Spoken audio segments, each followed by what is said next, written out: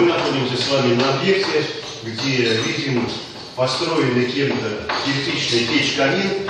И задача заказчика была поставлена облицевать мраморным порталом, который мы видим.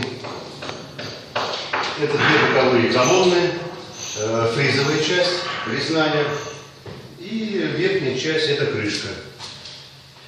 Значит, все это делается клеем, специальным клеем. Называется он TEDx, двухкомпонентный. Мы сейчас будем склеивать все эти детали. И вторым этапом будем видеть уже облицовку портала в этом месте. Спасибо.